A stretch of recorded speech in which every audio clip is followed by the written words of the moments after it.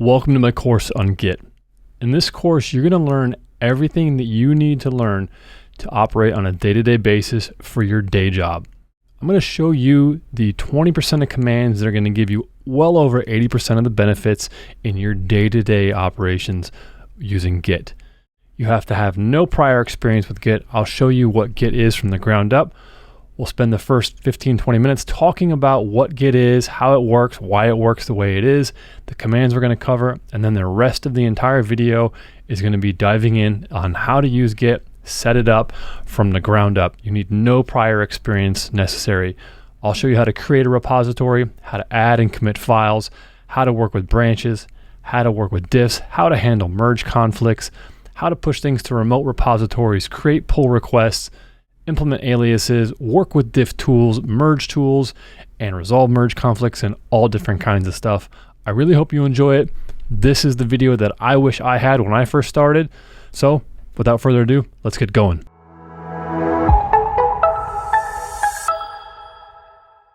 Okay, let's learn Git. Here we go. All right, so what is Git? Git is a distributed version control system known as a DVCS. Now, if you're new to Git or you've never worked with it, never heard of it, and this is your first introduction to a distributed version control system, you might look like this, and that's completely understandable. In fact, this is exactly what I look like when I first started in Git over 12 years ago. So, what does a distributed version control system really mean? Now, what that really means is that we have a server, which we'll talk about in a moment, and we have computer A, which might be my computer, and your computer, which is computer B. And on my computer, I have an entire copy of the version control system on my computer. You also have an entire version of it. So there is also a full version on the actual server itself. Now, each one of these different versions can kind of come out of sync because I will be working on some files that might be different from yours, though we could work on the same file, but the great thing is we can work on them without any conflicts until later, which we'll get to. And then eventually, for whatever reason, we can send these files back and forth between the servers and, in theory, between each one of us. Now, if you look up the actual definition of a distributed version control system, especially Git, and very early on when Git was first released, it was touted as being able to communicate with any of the other computers that you might have. So I might be able to just send my files over to you or vice versa. I could pull your files over to me. You could pull my files to you. And in theory, this does work. This will work in a distributed version control system. However, there's also servers involved. We could send the files to the server. I could send them there. You could also pull them from the server. And since it's distributed, the version control is all over the place. There's a copy of the code all over. And at any point in time, I can pull maybe some files from you or I can pull some files from the server. The problem is actually this line right here between computer A and computer B. This line is basically saying, look, my computer can talk directly to your computer. This is actually quite problematic. And not because it's not a problem that can't be solved. It is a problem that has been solved. It's just because it can introduce a whole bunch of security complications and a whole bunch of other things that need to happen in order for these two computers to have trust to talk back and forth with each other. So what usually ends up happening, especially at companies, large companies, Fortune 500s, and even startups, the connection between computer A and computer B, my computer and your computer, and being able to send files back and forth directly is actually quite complicated. So usually this line is completely nixed out. We don't even worry about that. And all the communication will happen between some type of server. Now there's multiple different types of Git servers. I'm not sponsoring any particular type of Git server or repository. These are just two of them that are out there. GitHub, GitLab, there's also things like Bitbucket. There's multiple other ones that are out and available, but these are some of the popular ones that are out there, and we're all probably familiar with GitHub. So what ends up happening usually is we end up having just the server, which is, we'll call it GitHub now, will contain a copy of the code. So what we have up here in the server is actually some type of Git server. Now that could be something like GitLab or GitHub. There's also Bitbucket. There's a number of other services.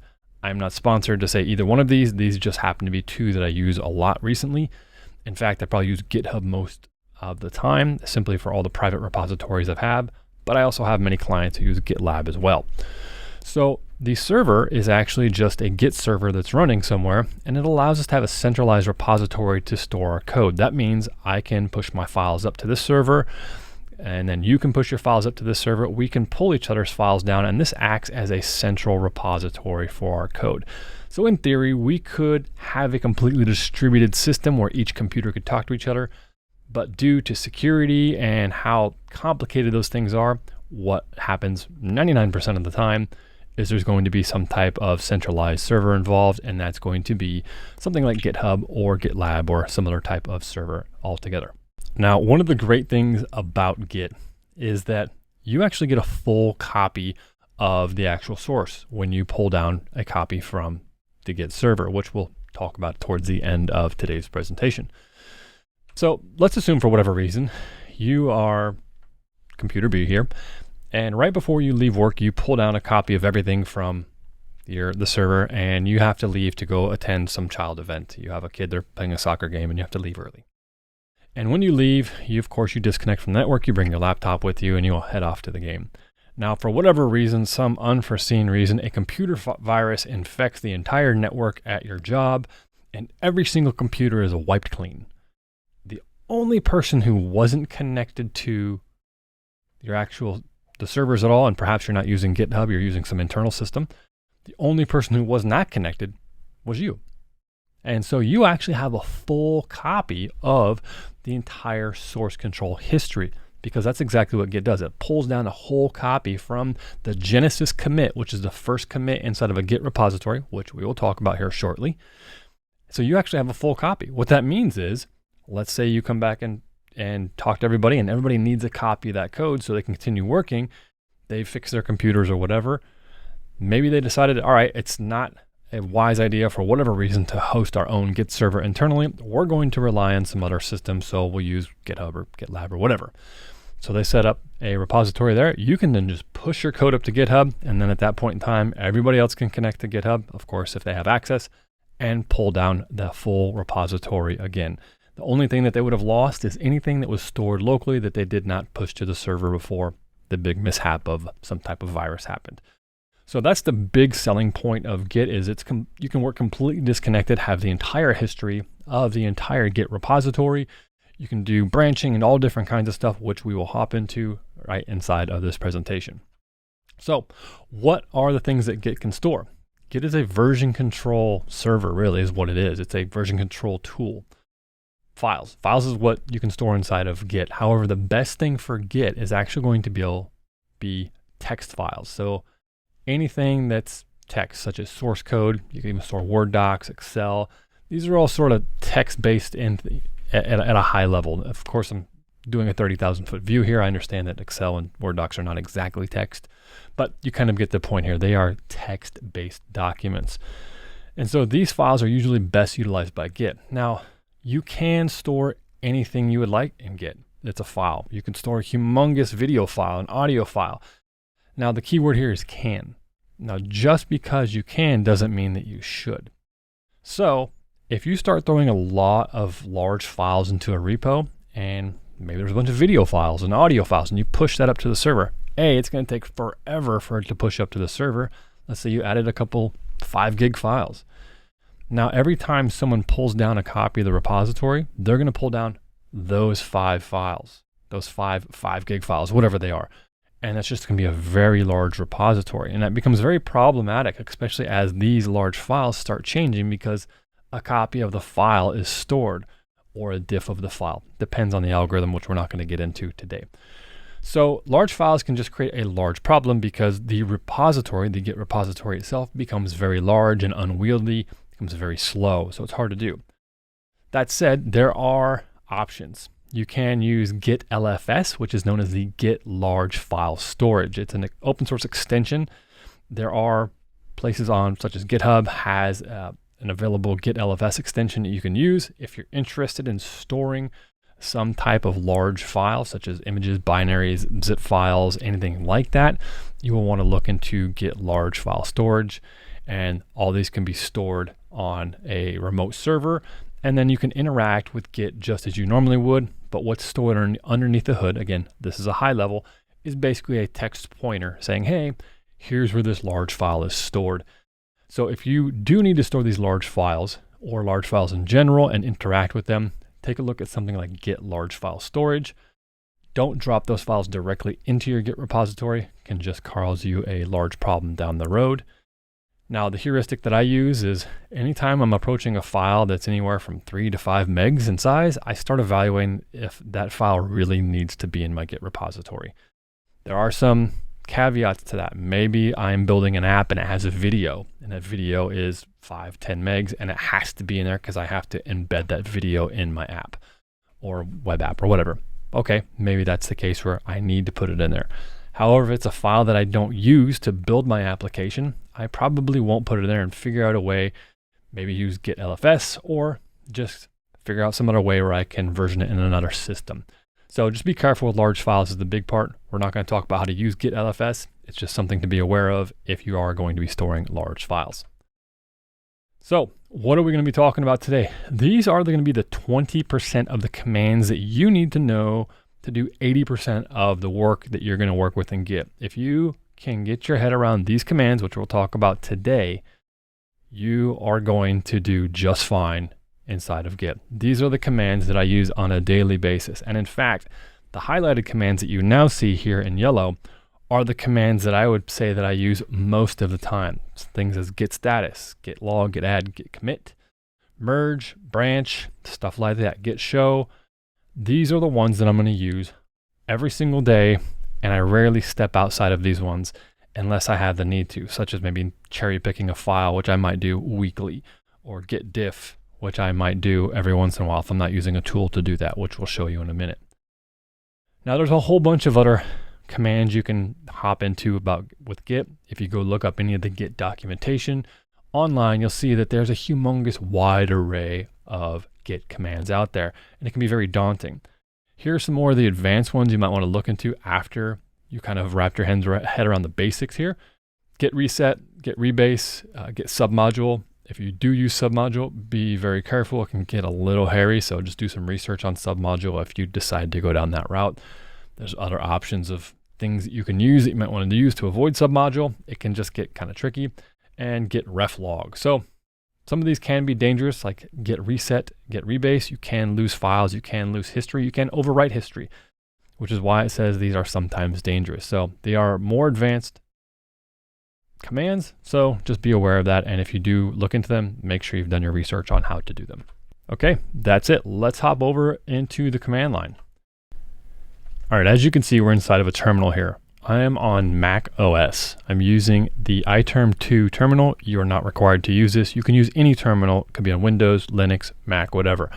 I am using the Fish shell, and you could use the Bash shell, which is going to be your default shell in Mac. You could use Z shell if that's the one you would like to use.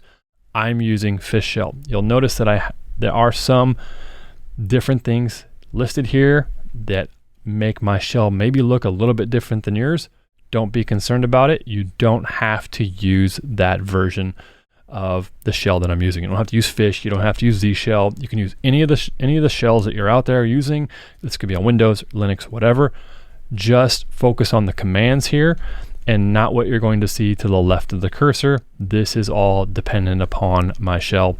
I'll put links down below. You can check out how to install Fish if this is something that interests you, and I'll list all of the plugins that I also use to kind of give some of these features that you're seeing here as well. So that said, one of the first things we're going to need to make sure is that Git is installed. Now, I'm not going to walk you through how to install Git because it varies by platform, and unfortunately, installation instructions are one of the things that change the most frequently. So at this time of this recording, I'm using Git version 2.3.2. And the way you can check to see if Git is installed is type git -- version. That'll tell you the version of Git that is currently installed. So we have 2.32.0 that's installed. Okay, great. Now we're ready to start moving. Now, to start using Git, you need to put your files in a folder. And so we're inside of a folder called Git course, but let's make a folder called source. And in the source folder, let's go back, let's move into source. Let's go ahead and see if we have any Git files in here. And so the first command we're going to talk about is git status. Now when I type git status, what's happening is Git's looking for a folder called .git, which we see right here. It's saying I cannot find a Git repository or any of the parent directories with a .git folder. So what this is saying is we don't know what you're looking for, and we can't find anything that's related to Git here. So in order to do that, we have to create a Git repository here locally. Now there's a couple of ways to do that. If you have a server, which we'll talk about towards the end, you can clone a repository. We'll talk about cloning at the end. But let's just say you're starting something fresh and you want to create and start tracking a bunch of files locally. So what you'll type is git init. And what this will do is it'll initialize a Git repository inside of that directory. And so remember, if we are currently in my git course/source directory. Now, the default branch name is called master, which you can see here. This is part of the fish shell integration. You probably won't see this on your shell. If you're interested in what it is, you can type git status, and then what we'll see here is that we are on branch master. There's no commits yet, and there's nothing to commit. So now when I type git status has looked for a Git directory, and inside of there it says, oh hey, there's nothing inside of here yet. So let's go ahead and take a look at something. If I do ls-al, which means show me all of the hidden files, list them out, we're going to see that we actually have a hidden directory here called git.git. If I just do an ls, we're not going to see it. The .git is a hidden directory. So ls-al will list that there's a .git directory inside of here. So let's do something and take a look at what's inside of the .git directory. So let's do -al ls-. Now there's multiple different folders inside of this .git folder. This .git folder is where all of the magic of Git happens. This is where everything happens. We have a head folder, we have config, we have description, we have hooks, info, objects, refs. All different kinds of stuff happen inside of here. Now, you're going to basically want to steer clear of the entire Git directory. This is where all of the magic of tracking the versions, tracking branches, everything, all of the Git objects are stored. The only place that you might spend some time is setting up hooks, which is where you can set up little bits of code to run before you commit, after you commit, before you push, before you pull. You can set up these kind of hooks inside of here. That's going to be in the hooks directory. But for the most part, I advise you steer clear of the Git directory unless you're very familiar with what you're doing. So we'll go ahead and pretend that we don't hop inside of there. So again, if we check our current directory, we are inside the source directory. And we can see that we have a Git directory, and now when we type git status, Git says, hey, we're on the master branch, which is the default branch. Sometimes it's also known as main, and there's no commits here. Great. Okay, so the first thing that we need to do is create a file. Let's go ahead and do that. So I'm going to go ahead and create a file called helloworld.txt. Now, let's go ahead and do ls. And we see that we have helloworld.txt. We now have a file inside here. So if I type git status now we get something different back. And what we have here is something known as an untracked file. And so Git basically says, hey, I'm not tracking this file. I don't know how to keep track of it. So let's hop back over to our presentation real quick. Now Git has the concept of an untracked file, and then it has a concept of a staged file and also any staged changes. And then after you stage your changes and stage your files, you can commit them to Git. And what this will do is commit them to the repository, etc. Right now, our file is sitting in the state known as not tracked. And so what this means is that Git says, well, I see that there's this file called helloworld.txt, but I don't have any history of it. I'm not watching it. I'm not tracking it. So I'm leaving it alone. I don't know what it's for. But there's a file there, just letting you know I'm not tracking it. And that's all it's really saying at this point in time. So at this point in time, now what we can do is if we want to tell Git to start tracking this file, we could say git add, and we're telling, hey, Git, I need you to add a file. There's two ways to do this. We could say dot, and that will add everything that's untracked, which we're not going to do that yet. Or we could say git add, and you need to provide the file name. And we're telling, hey, Git, add hello world txt to Git. And so now we've added it, and if I do git status again, we'll now see that it has now changed. So it changes to be committed. This file is now being tracked. So if we go back to our presentation here, we will see that the file is now staged. It's tracking its changes. So any changes we make to this file, we can now get ready to commit this to Git. So let's hop back over to our code. Okay, now if we want to actually commit the file, what we can say is git commit, and then we want to provide a message. So I'll do the M switch, and that's what it means, add a message. So git, I want to commit a file and add this message to the commit. So this will show up in our log, which we will see in just a second. So we say adding hello world file, and we'll hit enter. And then what we'll see here is that one file has been changed and has been inserted. It has now created the hello world txt file inside of the Git repository. So if we type git status, we're on branch master. There's nothing to commit. It's a working clean tree. There's no untracked files. Does that mean our file's gone? Nope, our file's still there. Git knows about it and it's tracking it. If we open the actual directory, we can actually see that we have the hello world file inside of here. This file is an old file. Get rid of that one. Okay, we can see that we have our hello world file. It is inside of our source folder. There's our hello world file. So we do have the file there. So it's still being tracked and so forth. But now what we can also do is let's go ahead and hop over here and see what happens if we make a change. And I'm going to do that with actually a file editor. You can use any text editor you want. You could use a built-in shell editor or whatever. I'm going to use VS Code, and I'm going to tell VS Code to open the current directory. This does require integration. You could just open up VS Code, text edit, Notepad, whatever. Any tool will work. And I'm going to open this up. And now we're going to see that we are inside of Visual Studio Code. I'm going to zoom in here. Okay. I'm going to go full screen so you can see it. And there we have Hello World. And we have Hello World. And we can see this here, that Hello World is inside of here. Now what I can do is I can also come in here and say this is a second line, and I'm going to save that. And then what's going to end up happening is if I go back to my terminal, let's say git status, we are now going to see that the file has now been modified. Hello world.txt has been modified. So this is really interesting because now I can see that Git is tracking any of my changes to that file. If I want to see what has changed in this file, I can do git diff, and I can provide the file name, so hello world, and it will show me what has changed. And it will show me that this little plus sign and the green here is saying, hey, this is the code or the line of text that has been added to the file itself. Now, if I were to come up into, let's go back to the file itself, and I were to remove the letter D, hit save, and I were to provide git diff again, we would then see that this line, it's seeing it has been removed, and this was the value that was replaced. We only removed the letter D, but the entire line changed, so it's just referencing, hey, this changed right here. If I were to go back to here, undo that change, and I'm going to clear this with Command K for Mac, you can see here that this is the second line. This is the only one that's been added.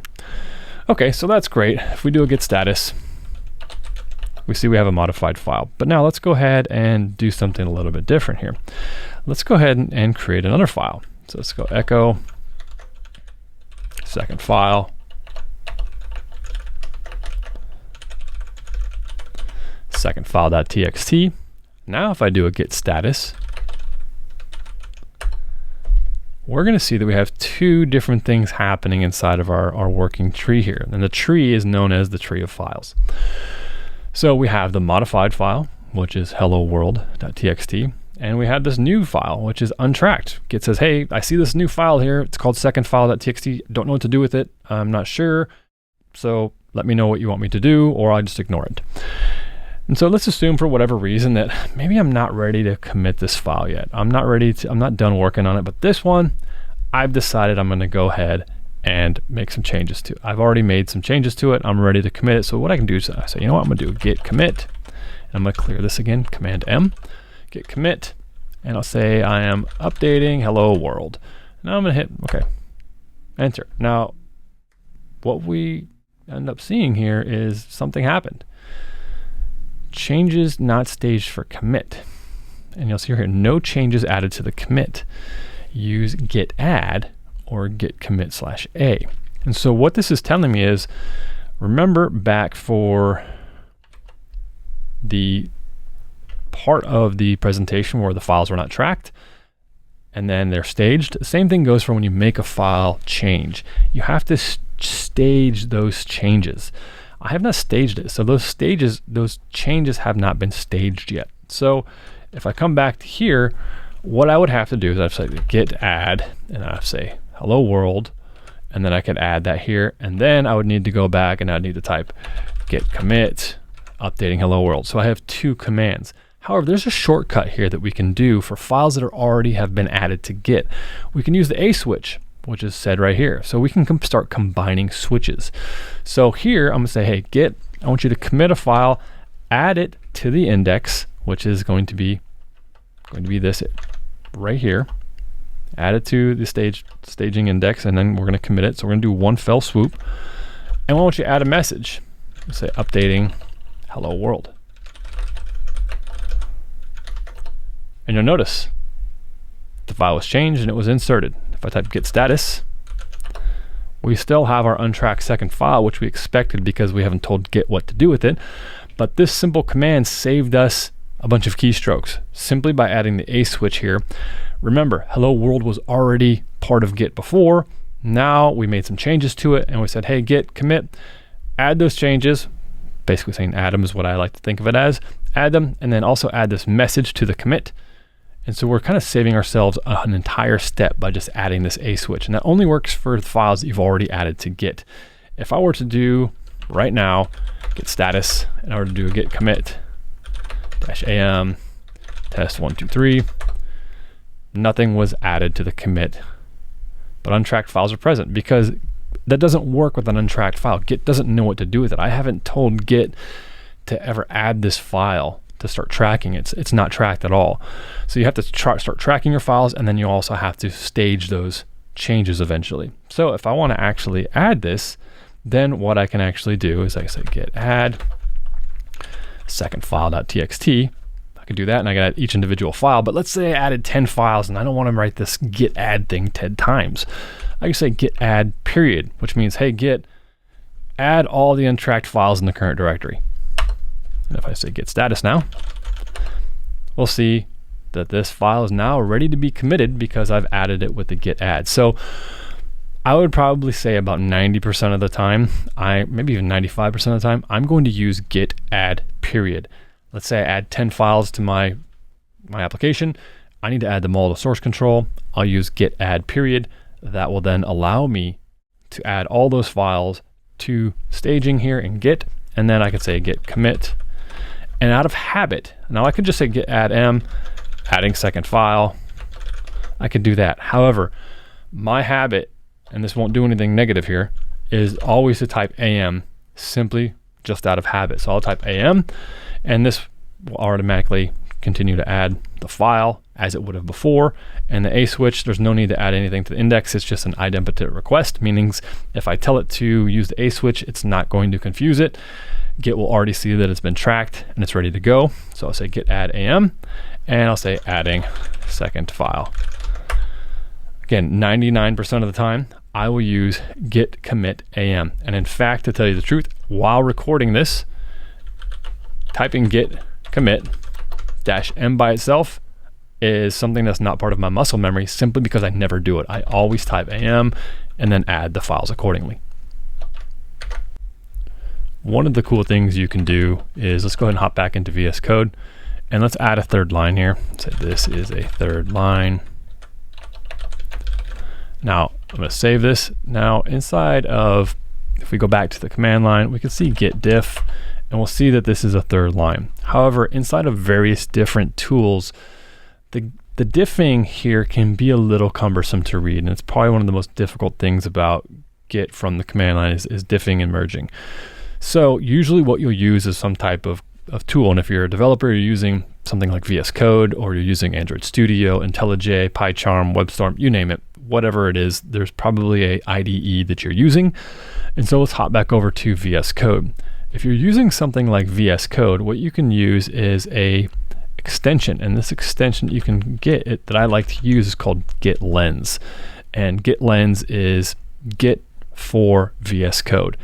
And what this will do is it'll give you a couple of options here. So I'm gonna go back to my files. And then what I can do is I can see that I've changed this file here, and it gives me this little green thing here. It says you, which is me. It's an uncommitted change. I've added that line. I can click here. It'll tell me 7 minutes ago I updated this, and here, and 13 minutes ago I added this. Furthermore, it'll tell me additionally over here on the side that I have an M, that hello world is modified. The second file has not been modified.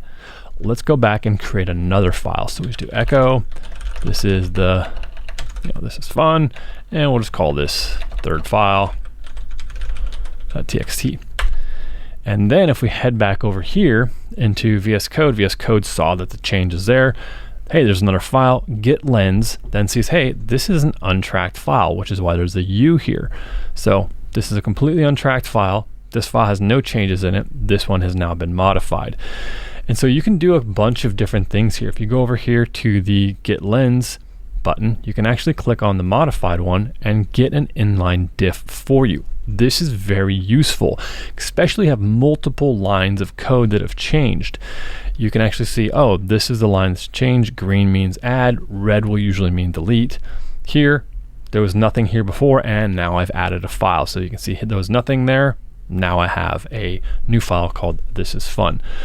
So these are the two files that have changed, which is why we have a number 2 here for GitLens. Each IDE is going to show this differently. This is just for VS Code.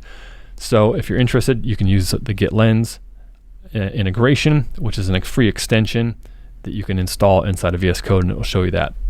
So I usually advise that you use some type of diffing utility or merging tool outside of the actual command line, but you can usually use the one that's inside of your IDE. But in the meantime, you can also just say, you can use git status to see where the files are. We have an untracked file. We have a modified one. We can say git diff of the second file. We can see git diff, which is nothing because nothing changed in the second file. So let's go back to hello world.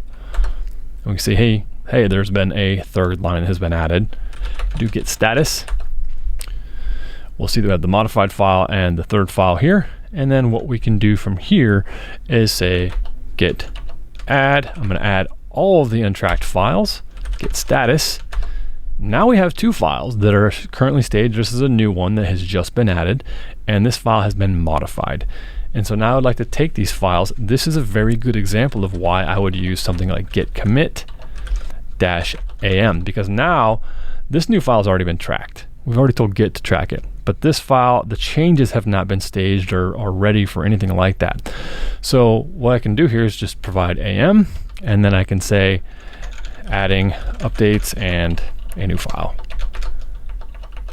Now you're going to want to provide a descriptive message, of course, to each of your Git commits to understand what they're about. It could be fixing a bug, could be adding a new feature, could be doing whatever, but this is just an example. You want to add a message here. So let's go ahead and add that message. And then we say git status, and there we go. We're back to this working tree. If we do an ls, we see all of our 3 files are inside of our repository. Okay, so we've added our files. We have, nothing has changed. If we look at all of our files we have the hello world, second file, third file. Now, one thing I want to show you is how Git kind of works underneath the hood. Now remember, everything is stored inside of this Git folder.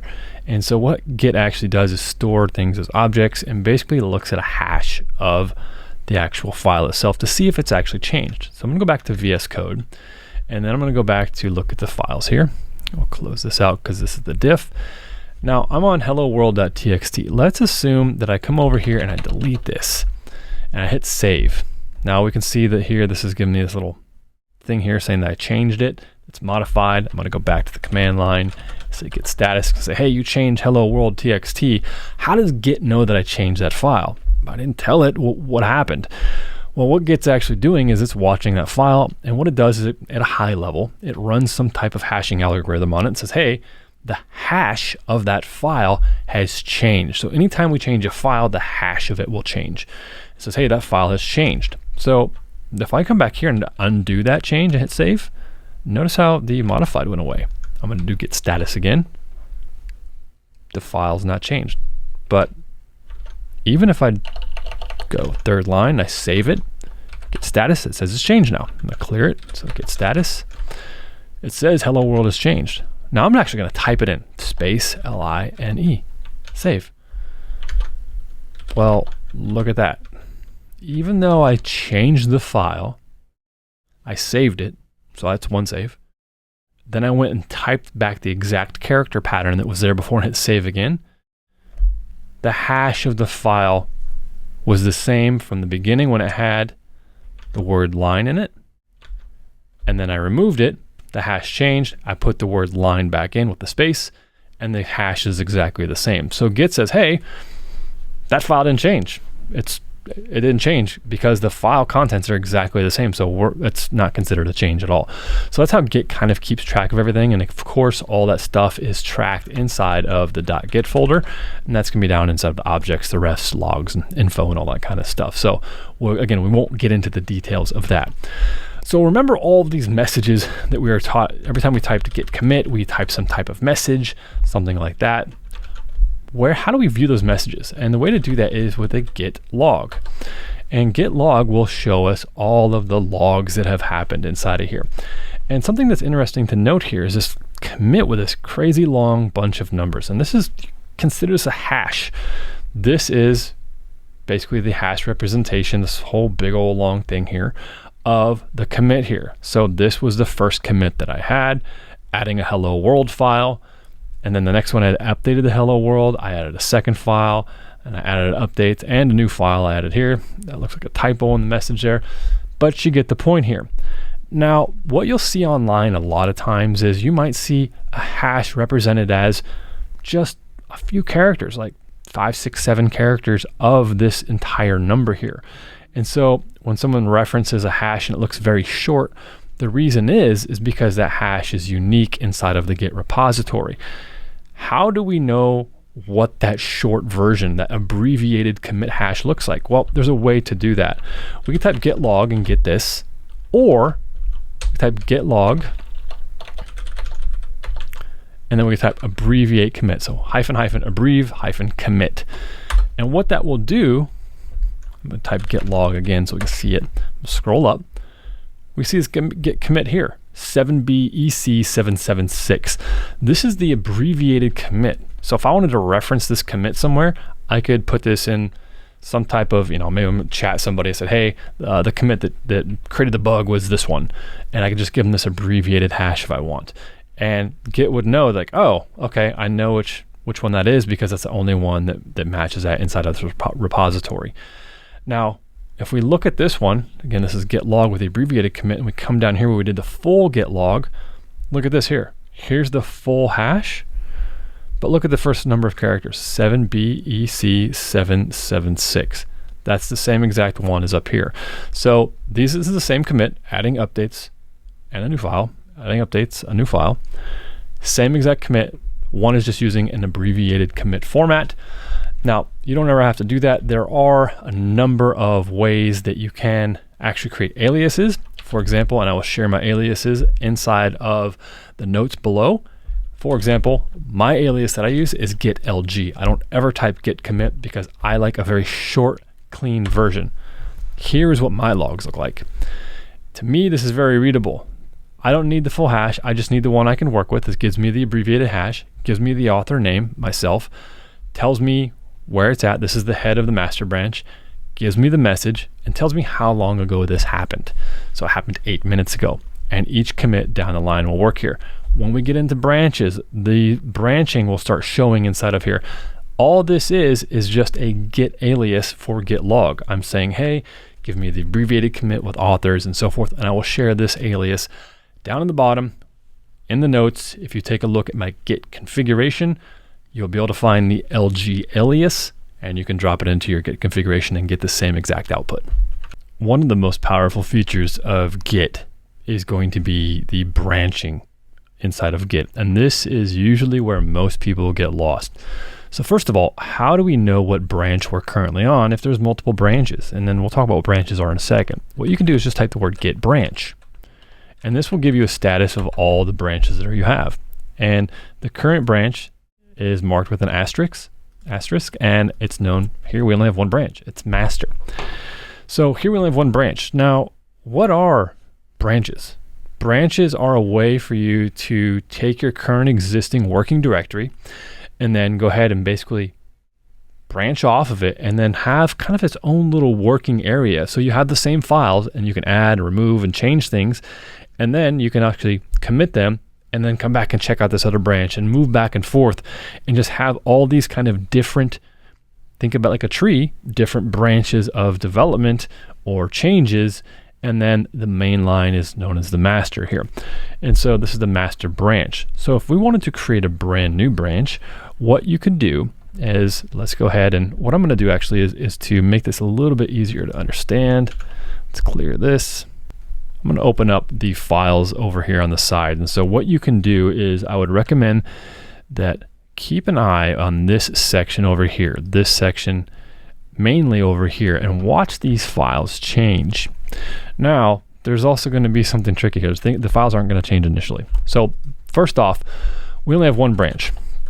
And so all of our files, hello world, second file, and third file are inside that branch.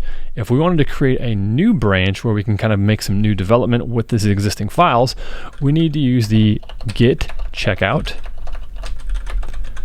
And then we use the B switch, means, hey, check out a new branch. And then I'm going to call this branch 1. Now, what you'll notice here in the command line is that with the fish shell integration, it says I'm on branch 1. And to tell, if you don't see that, which you probably don't, type git branch. It'll tell you what branch you're on. I'll say, oh, you're on branch 1. The asterisk is the one of the branch that you're currently on. So I'm currently on branch 1, so I'm not on the master branch anymore. But if we come over here and look at the file system, the files are exactly the same. And so something to keep in mind here is that down inside of the Git folder, we have the objects, the logs, the refs, and what's happening here underneath the hood is Git is kind of storing a reference. It's storing a hash saying, hey, we're in this new conceptual area called branch 1, and it has the same files in it that's inside of master. So it's not a copy of the files. The files have not been copied. They're stored somewhere here in the Git folder. But they are, if we just type ls, they are currently existing inside of branch 1. So I can change these files and then Git will start keeping track of those changes across the branch. I can add files and delete files. So let's go ahead and do that right now. So let's go ahead and say echo another file. We'll say another file.txt. And then what you can see over here on this side over here is that a brand new file has been added called another file. Now, if I want to add it, so I'm just going to type git commit -am. Again, I'm just using am as just a habit here. So actually we need to add the file. So git add because it's not been tracked yet, and then I'll say git commit -am. If it was already tracked, I could just do the am switch, adding another file. So now we have another file. Now, what I want you to do is keep your eye on this section here. What I'm going to do is I'm going to check out the master branch. So right now I'm on branch 1. So now I'm going to come over here, I'm going to check out the master branch. And to do that, I'm going to say git checkout. I'm not going to use the B switch. The B switch creates a new branch. I'm just going to say, hey, Git, I want you to check out the master branch. So git checkout master. Now, I don't know if you notice this, but another file over here went away. So over here, another file's gone. It's just not even there. Completely gone. If I come back here and I'll watch that highlighted area again, I'm going to type branch 1. You'll see that another file came back. What's happening underneath the hood inside of the .git directory, Git is keeping track of all those objects. It says, hey, inside of the branch 1 branch, we have these 3 files, which is going to be hello world, second file, and third file. But also inside of branch 1, there's this other file called another file. But when we go back to the master branch, we still have the 3 files that we had before. They're the same exact files. Git's just basically creating a pointer to hello world, second file, and third file. And there's also, again, somewhere inside of this Git directory, another file.txt is in there, but it's not being shown right now. So what you can think about this directory as is almost like its own little working area that's unique to that branch. And so the kind of the cool thing is that you can have all these different files inside of there, inside of the branch 1 and versus branch 2, and you can have multiple different branches as well. Okay, so let's assume that we're going to be working here. We're going to look at our branches, and we want to go back. Say we go to git checkout, and we want to check out our branch 1. And I'm doing some work over here in branch 1, and all of a sudden, for whatever reason, someone comes by my desk, my boss does, and says, hey, we've got a problem in production. There's a major bug, something happened. We need to get it fixed. Can you hop on this right away? Now, thankfully, because I'm doing my work inside of branch 1, I can go back to master and do my work. Now, a common theme is to make sure that the master branch is always shippable at all times, which means you want to avoid trying to work and do all of your work in the master branch, which means anytime you make changes, you want to write some new code, features, bug fixes, whatever, you should be doing them inside of a branch itself, because you can isolate that work in another branch and then save that work. And then if for whatever reason you have to hop back over to the current shipped version, which is usually going to be the master version, you can hop back over there, branch off of that again, create the fix, merge it in, which we're going to do now. Again, boss just stopped by, said, hey, something's broken. So what we need to do is we need to check out a new branch. So we're going to actually implement this bug fix. Now there's a couple of ways you can do that. We could just say branch 2 and we can go off and do that. Now here's where some of the naming functionality that you can use falls into place. Now I like to follow something that's loosely follow something known as Git flow, and this is just for the naming convention. I don't follow all the patterns of what's known as Git flow, but they have a couple of naming patterns, and what they'll do is they'll create branches that look like this: feature slash bug fix slash hotfix slash, and then they'll provide more details here. And so these are the three options here. And to give you an example, let's say this, we do bug fix, and then what I might do, oops, not that one. What I might do is say, all right, bug fix, and then I'm going to give it a name of a very useful name. Now, one thing you're going to find in all software companies usually is that you're working with some type of ticketing system. That could be any of the popular ones out there, and usually you'll have a ticket number that you're working with. There's a bug, a ticket was reported from your boss, a customer, and it was logged in a system so it can be tracked. And so let's say that you've created a ticket and the prefix of that system is, it's a DF, so we'll use that for my name, Don Felker. Now, if you had let's say that your company developed pens, maybe it was, PN, whatever. And so it can be numerous characters, it doesn't have to be two. It could be, it could be Don F or whatever. And so this is just an abbreviation. So I say Don F, and then maybe my ticket number is 287. And now what this allows me to do is say, all right, well, I have ticket 287, bug fix, this is going to be my branch name. Now, I don't know what 287 means. If I were to look at this 2 weeks from now, even tomorrow, I probably don't even know what 287 means. So I'll add something in here. It looks like maybe we forgot semicolons for whatever reason. So, but, fixing semicolon problem. And this will allow me now, when I hit enter, it'll check out a brand new branch that has the name. So let's do git branch. I have 3 branches now. We have the master branch. We have a new branch called bugfix df-287-fixing semicolon problem. What this allows me to do is, as my number of branches increases, I can type git branch and I can see what this branch is. It gives me metadata about the branch. Git doesn't really care what this is. I could just put a bunch of random characters here. It doesn't care. It's just really a name for a branch.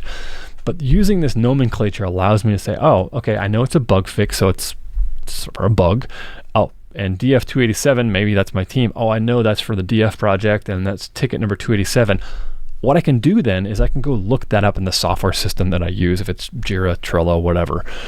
I can go look it up and say, oh, 287, and then I can actually start tying the software system back to this. Furthermore, a lot of these software systems will allow you to integrate. If you've provided the ticket number in the branch name and the commit message, it'll actually link those things up inside of them throughout integrations that are previously built. So it has a ton of use, and I highly recommend you use it. So now let's assume that we are in DF287, we're fixing the semicolon problem, and let's go back over to VS Code and assume we got to fix some code. We realize that, oops, I've been working in maybe Python, and now I'm working in Java, and I forgot to put semicolons in all my files for whatever reason.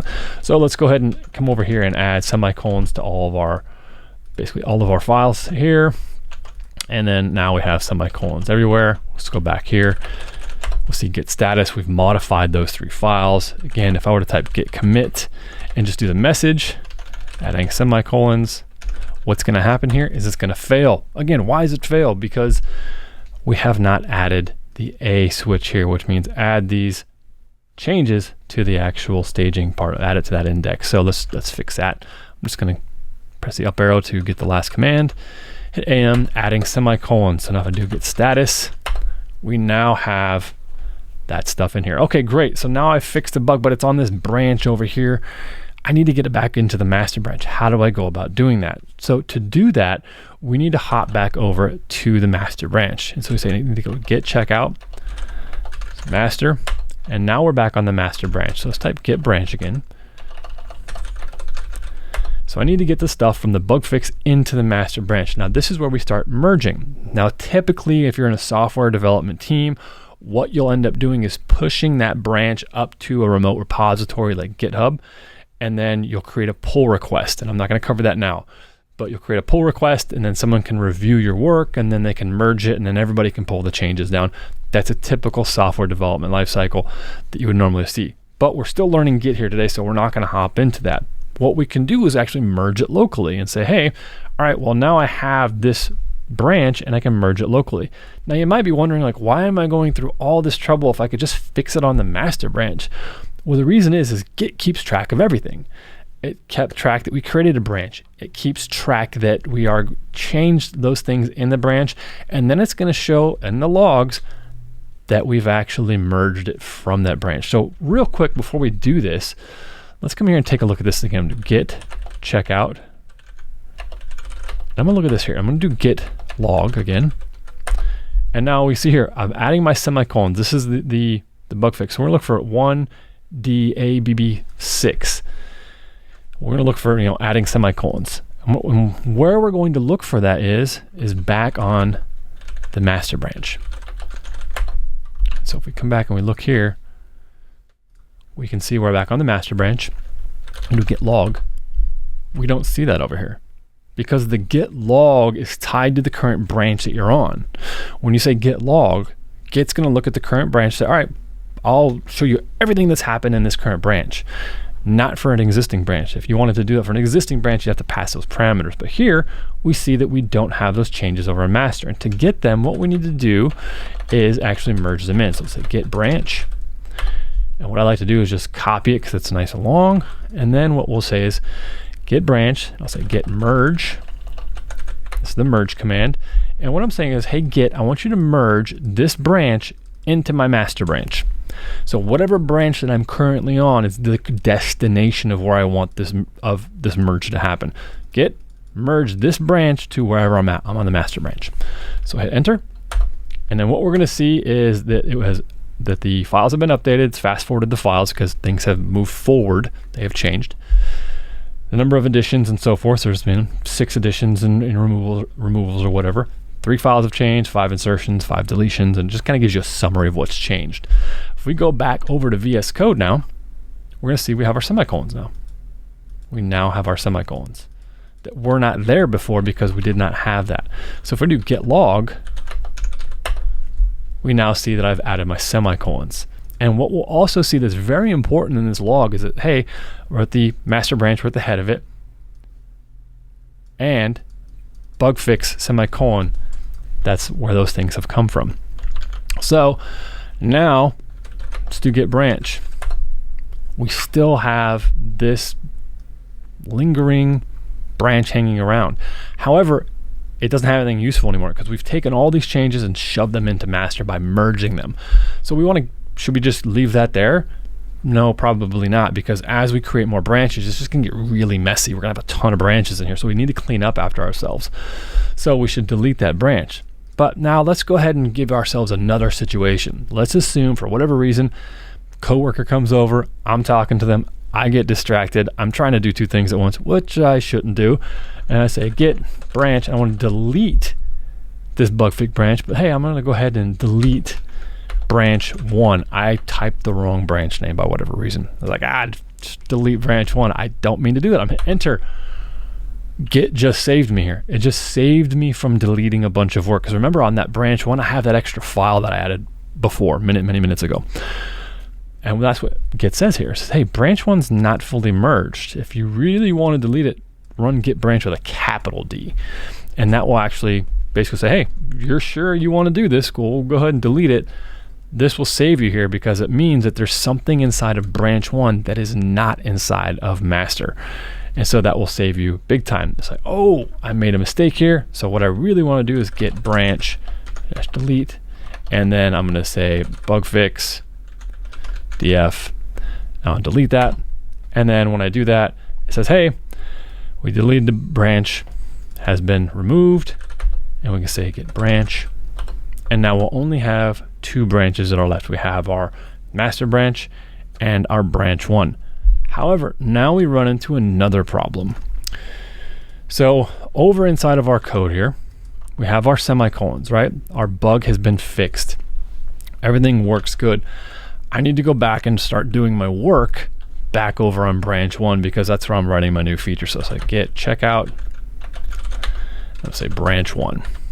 Okay, so now I'm back at branch 1, but there's my other file. It popped back up because Git remembered that it was there. But remember, Git's just keeping track of the version that is currently in that branch. If I type git log, I'm still here adding another file. Git add another file. That was a little while ago. If we open the actual code, all of our semicolons are missing. Remember, we look at the log does not have it in there. It doesn't have the fixing semicolon in here. So we need to get that into this branch too. And so what we can do here is now we can actually merge master back into this branch. So again, master should be shippable at all times. This is a very common practice. So I want to get all those changes, all those bug fixes that I had in master and pull them back into my branch. So how do I do that? I'm just going to merge again. So say git merge. Now this time I'm going the other way. But now this time I'm on branch 1, whatever branch I'm on. So I'm going to cancel out of this.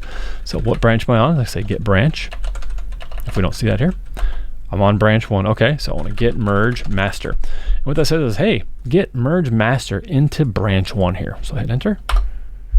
And then what's going to happen is it's going to pop up something saying, hey, please enter a message explaining why this merge is necessary. And so you can actually, the default here is the default message is to say merge branch master into branch 1. If you need to provide additional details, you can do that in here. You can delete that and say whatever you want. Usually if it's just a simple merge, a lot of people will leave this default message, which is typically fine because it makes sense what you're doing. Oh, I'm merging the branch master into branch 1. If you're developing in Git, you realize, oh, I understand that. There's a bunch of things that are happening inside of master I need to bring into branch 1. Makes sense. You can also add stuff to it by doing a new line. This is more info, and you can save that. And then once you're done with that, you'll see it's the merge message. You'll hit close, and we'll come back here and we'll see that a merge was made by the recursive strategy. So it's just kind of looking through all the files, merging them in, etc. And if we do a git log, we'll now see a couple of things. We see adding semicolons, but this is where it starts getting interesting. Git says, hey, we actually just merged in this master into branch 1 because there was a bunch of things that happened and we need to say why those things were brought in. So it created a merge commit. And this merge commit says, hey, we came from master and we brought all this into branch 1. And because there's different things that happened. Now, if for whatever reason I had not added another file in here, it would have done what happened on the master branch. Remember, master, we didn't get this weird merge commit thing. The reason why that happened is because I had made additional changes inside of branch 1 and master didn't have those yet. So when I told master updated with the bug fixes and then I pulled master's changes into my branch 1, now it says, okay, well, we got all kinds of things going on. We have updates from the master branch. We have updates from another branch that was pulled in. Plus we have your updates in branch 1 that don't match master. Whoa, we need to actually put a message in here saying, hey, something happened. This is a merge commit, so we can start keeping track of where things are coming from and so forth. So now let's clear this out. We're back in branch 1. And now if I go back in my editor, we can see that all of our code is in here. And you can see that adding semicolons was done 9 minutes ago when we made this update inside of our bug fix. And so we have that branch 1. We're back inside of here. Inside of branch 1. If I go check out get checkout master, and for whatever reason I decide I'm not thinking again, I decide I'm going to delete branch 1. Hey, it's got all the updates, right? It should work, right? No, it's not going to work still, even though we have updated branch 1 with all the changes from master. Remember, branch 1 has an additional change that is not in master. And that additional change is, which is not seen over here. Let's check that out. Git checkout branch 1. Watch this area right over here. So branch 1, you're going to see another file. And another file is what's not. This is not in master at all. This is not there. So that's why we cannot delete that branch. So let's go back to git master. Now you may have been wondering, we do have some different files over inside of our branch 1. We have the additional, again, keep your eye on this section here. You'll see another file, .txt will show up. So we do have an additional set of files over here. Now, how can we tell what's different between master and branch 1 without hopping back and forth and looking at them? If your file structure is enormous, that can just be unwieldy and it's just not going to be something feasible for you to do. But first, before we see how to do that, let's go ahead and hop over here and hop into maybe hello world and say this is the 4th line.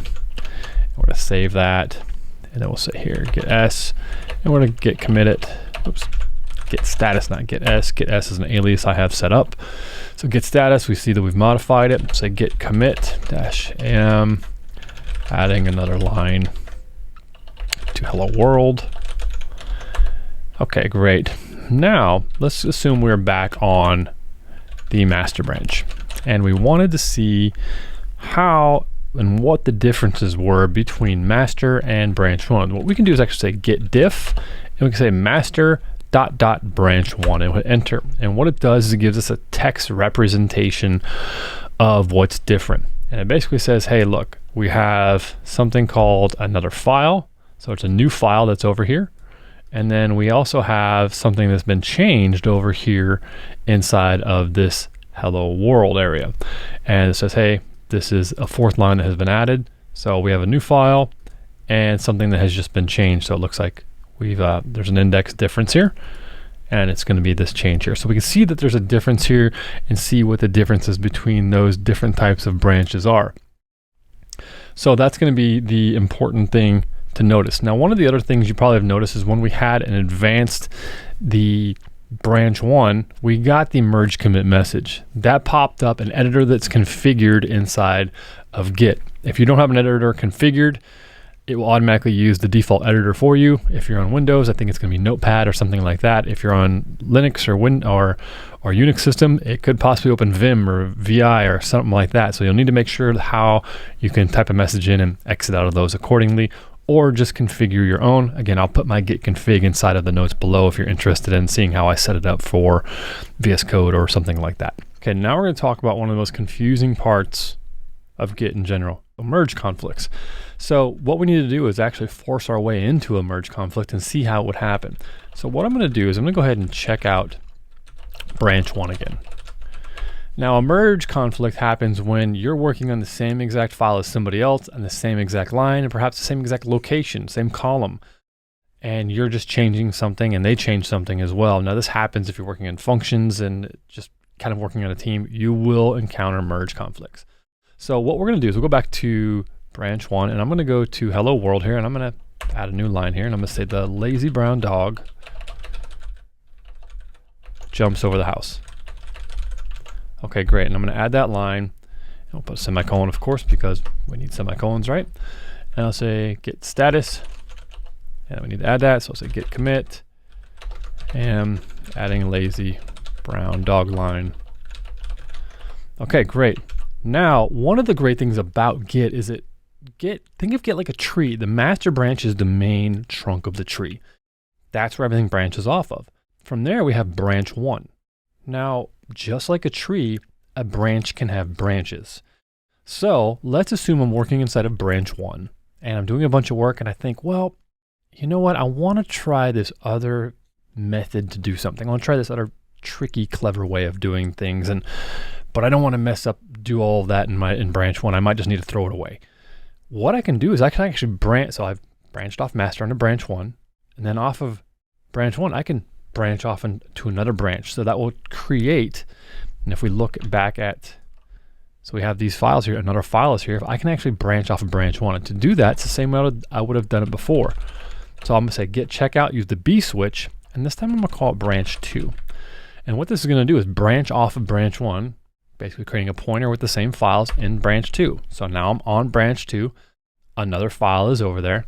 That's great. So now let's assume I want to go ahead and make a bunch of changes. And the changes here are contrived and simple, but let's just say the lazy brown dog, I'm going to change that to chicken for whatever reason. Okay, so I've changed it to chicken. I'm assume I made a bunch of other changes.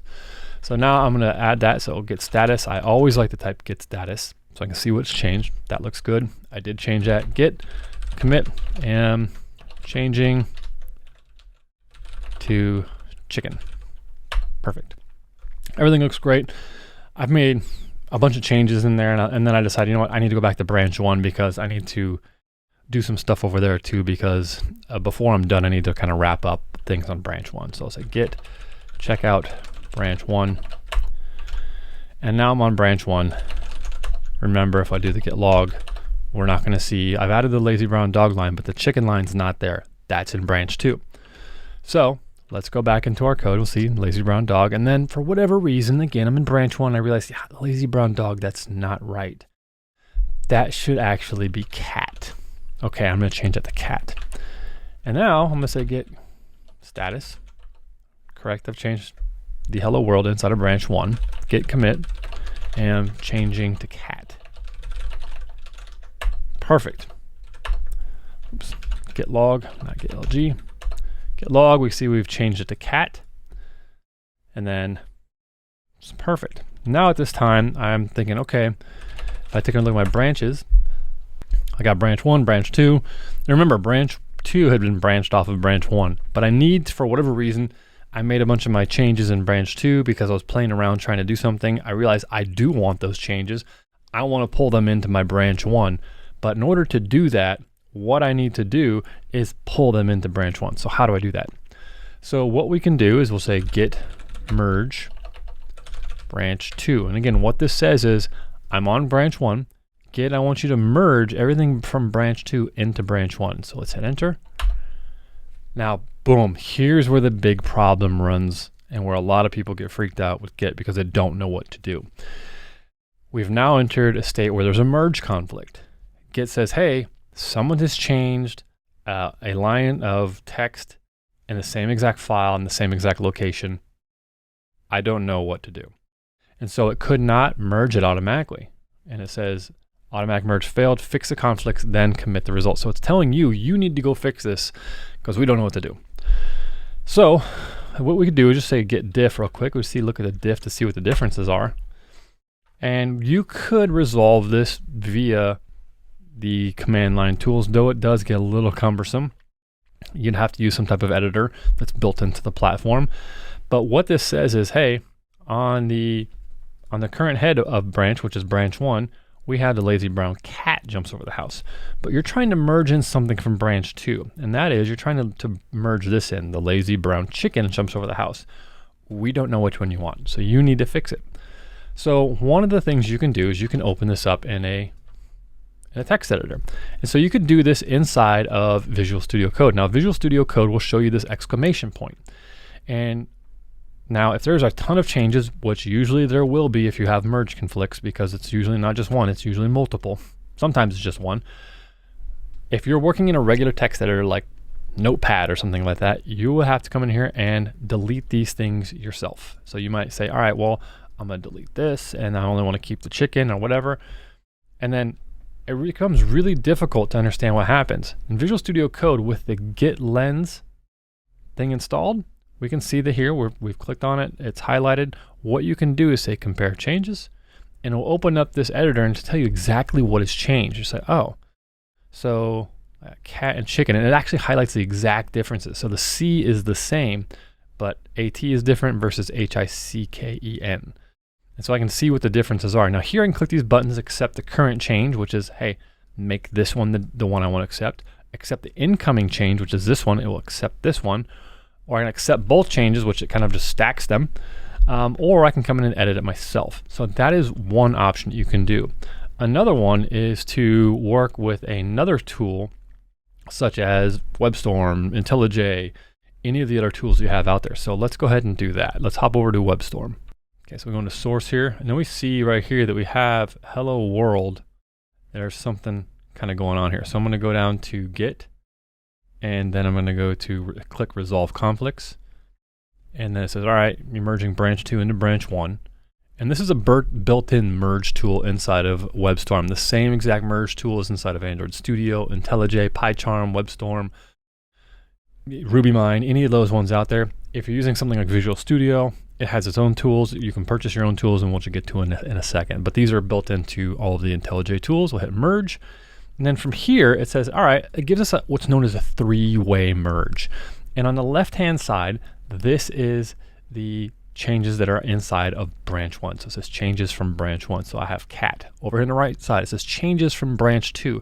And here is the result. And this is the actual original. And it says this was the original code here that you had before, which was a lazy brown dog. Someone changed it to chicken, and someone changed it to cat. What would you like to do? If you decide that you want this one with cat, you can select this arrow. It'll then change it, and you can cancel it out, and then you can accept it. I just undid both of those. If I want to select the branch 2, I can hit this, and then say I don't want cat, and now it's going to be chicken, and I can do that. Or I could come in here and say, you know what, neither of those correct. I want to say dinosaur. And then I can hit X here and X there, and then save dinosaur. Now I'm not going to do either one of those. I'm actually going to cancel out of this because I want to show you another option. So I'm going to discard the merge, close that out, and I'm going to close WebStorm. So we'll quit WebStorm here. Okay, so again, we're back in Visual Studio Code. We see that we have these changes here. Now say git status. Notice this idea folder here. This is something new. WebStorm put that there. It's an untracked file. It's a bunch of files that WebStorm uses. We'll talk about that in a second. But so again, we still have a situation where this is a problem. We're still in a merge conflict state. What you can do is you can install third-party merge tools. And this is something I actually prefer to do because the third-party merge tool, when executed from the command line, will work. Doesn't matter if you're in IntelliJ or Android Studio or VS Code or wherever you're at. The third-party merge tool is independent of all those, and it will just work. So the one that I use is actually called, so you type dip merge tool, and it'll open up the merge tool I've installed, which is called, this is actually called diff merge. It's a free tool. So if I type git merge tool, it then opens up a tool called diff merge. Now diff merge is free, though you can purchase a license, and I have to support the company. And it's just a program that's nothing super fancy. It's a three-way merge, and it just works for me. It's something I enjoy working with. There are a bunch of merge GUI tools out there. I just find three-way merge is much easier to work with. So here, now what I could say, I get the same thing. The original was dog. This is very similar to the IntelliJ version, but it's not dependent upon whatever IDE I'm working in. I can always use diff merge. I know how to use it. So what will happen is, say I have this first line highlighted. I can click this here, and then I can say jump to the next conflict, which highlights this one here. And you can see it's red on the side. That means there's a conflict. If this file was 1,000 lines long and the conflict was on line 100, a red section might be right here to show you where in the file the conflicts are. And if there's multiple areas where there's conflicts, you'd see multiple red areas. So here I can say lazy brown cat, okay, lazy brown dog, chicken, and maybe I decide, neither one of these are good. So I might say dinosaur. and I could type that in there. But let's assume for whatever reason I want to go with chicken. So I could just say, go over here, right click on this and replace with this default.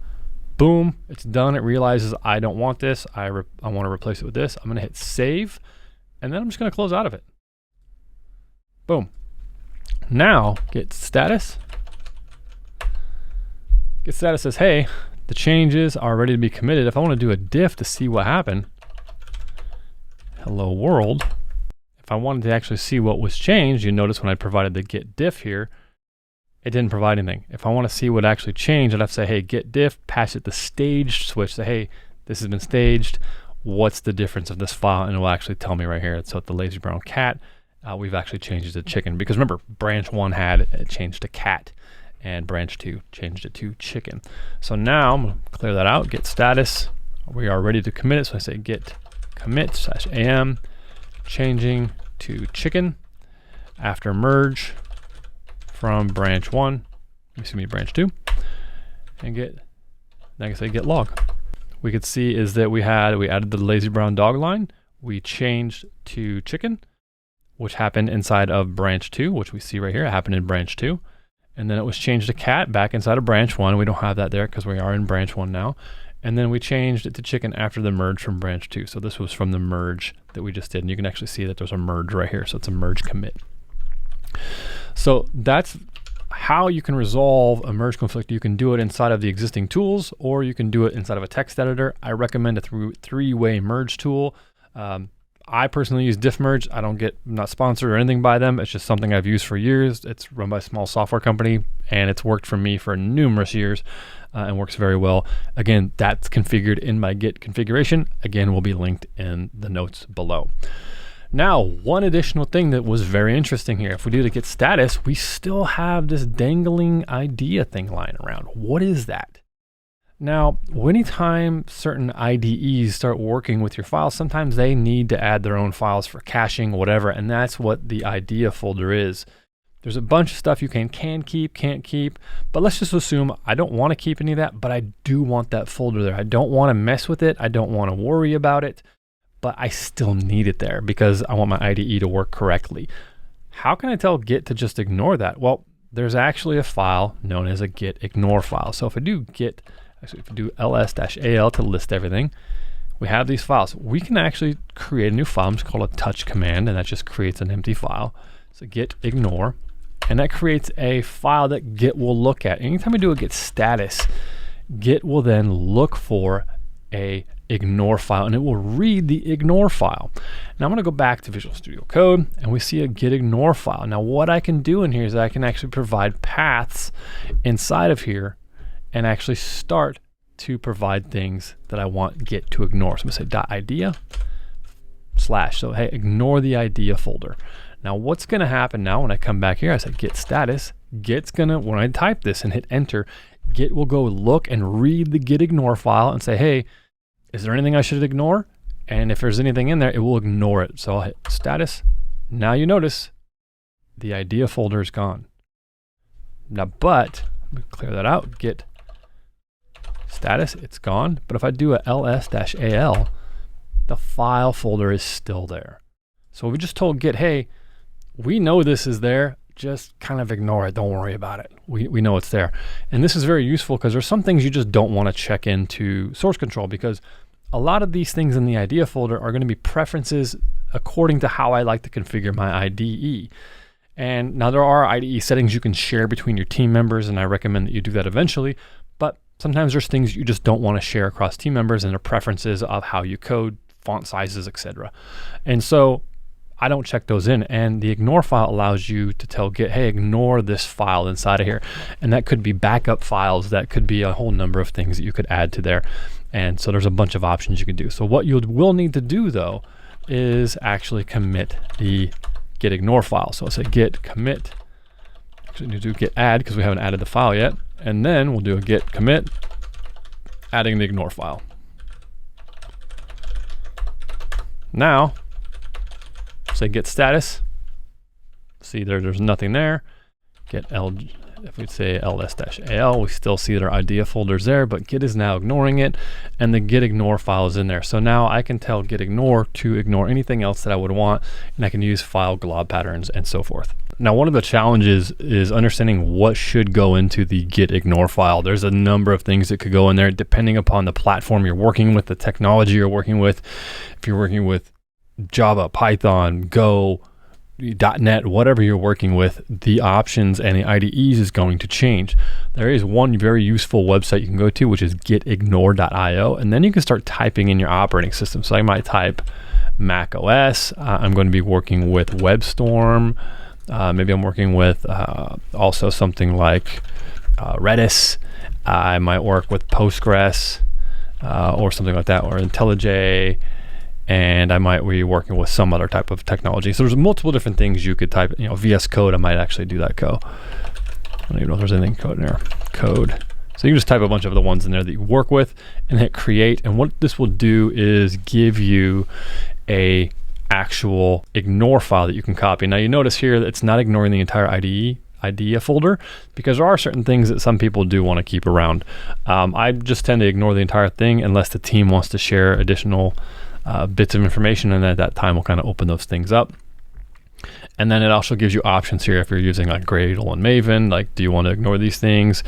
Make, if you're using Mongo, all different kinds of stuff that you would not want to include inside of your source control. And then you just literally copy this and go over to your editor and you can just paste it in, and now Git will ignore once you commit it, Git will ignore all these files going forward. Now, I'm not going to add that in there, but it's just a useful tip going forward if you're not sure what things should be included in your Git ignore.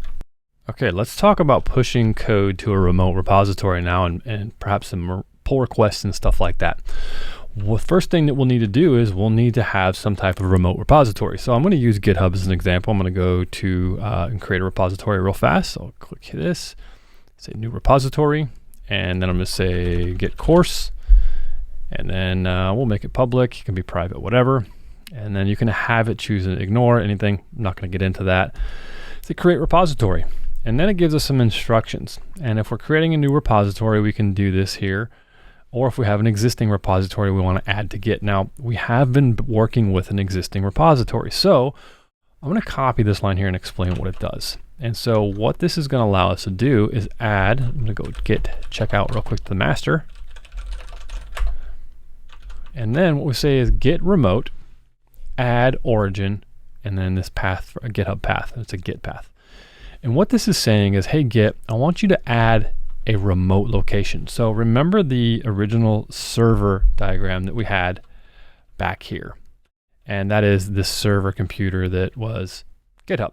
That's exactly what this is here, is we're adding a remote repository for that. So we're saying, hey, Git, add this remote, and we want to call it, give it a name of origin. And you could call this whatever you want. You could call it, table, doesn't matter. But it's traditionally called origin. And so you can have multiple remotes, and this time we're going to call it origin and say git at github.com, and then we'll provide whatever the path that is, and it's going to change depending on the provider. And I'm going to just hit enter. All right, so what happened?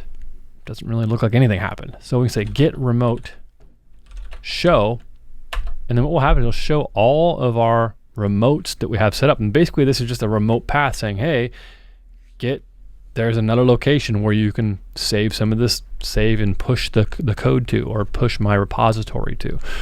Now that doesn't give me any information about show. It just shows me I have an origin. It's the named one called origin. So I can say git show origin and give me the details about origin. And that's going to say, hey, it's a remote, or it's the remote, it's called origin. The fetch URL, which is going to fetch data, fetch the changes. We'll talk about that. And then there's the push URL, and we push the code up. And the head branch is unknown. We don't know anything about it yet. I'm going to go back here to GitHub. And this is going to say, hey, git branch main. We don't really need to do that. Everything's kind of set up there. And then, so notice how they say main here. GitHub uses the terminology main instead of master. You can choose whichever one you would like. Here you can go git push origin main. The U switch pushes everything up, and it's a very high level thing. So what we're going to say is git push U origin, and I'm going to change this to master because we want to go to the master branch. And so what we have here is git push origin master. And then what it's going to do is push everything up there, any tags, anything that's associated with it, up to this remote origin, which is named as origin, which is this destination right here, this push destination right here. And I want you to push the master branch. So let's hit enter. And what's it's doing right now is communicating over the web, and you have to have permission to push up here. I do have permission to push to my own Git repository. And it's created a new branch called master, and it's set up to track master from origin, which basically means if I do any pushing or pulling from master, it's going to say, oh, you want to pull from master or push to master when we're on the master branch. Now I'm going to go up here and we don't see anything. I'm going to hit refresh. And what we're going to see here is that we have our files up here now. Now notice when I push it up here, I have just one branch. So we have our hello world, our second file, and our third file. Now our files are up here, and they were actually edited about an hour ago. Now what I can actually do is, let's say that for whatever reason, I want to go git checkout branch 1. Now I want to follow the proper merge request lifecycle.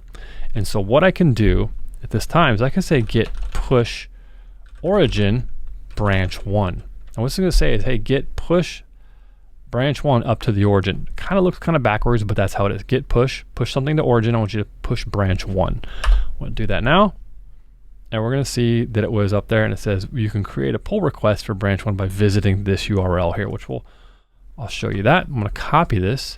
Now if I hit refresh now, we'll see that there's actually a little message here. Branch 1 is pushed less than a minute ago. I now have another branch right here called branch 1.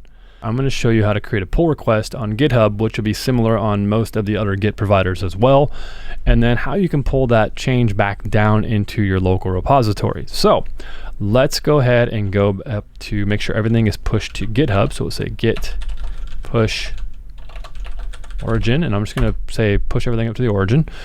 Everything should be up to date. So now I'm going to go here and we're going to go back to Git. And so there's a couple ways that we can create pull requests. We can click this button, which is going to be the easiest way to do it. But however, let's assume that this little notification is not there. And for whatever reason, it's just we get this repository, it says 8 minutes ago. Eventually this will go away, especially if there's multiple branches on a repository that's very busy with your team. What you can do is go to pull requests. And pull requests allow you to push up your code so they can be reviewed for code reviews. And so what we can do is we'll say new pull request, and I'm going to ignore this here, assume it's not there. I'll say new pull request. And it says, all right, well, where do you want to compare the changes to? So the base is going to be the master. That's where we want to merge them into, and compare branch 1 to the master.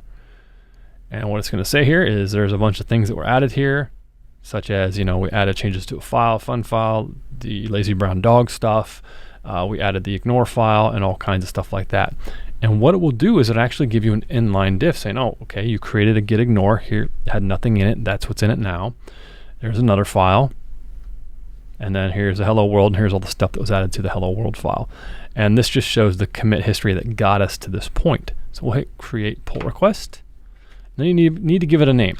Now, usually what I recommend doing is if you're using a ticketing system, again, maybe that's going to be, ticket number 887, and then I'll say something like adding in ignore file and creating feature XYZ. And there, what this will allow you to do is if you have integrations set up with any of your ticketing systems, it can automatically pick up that a pull request was created. It'll actually a lot of times add a comment to your ticketing system.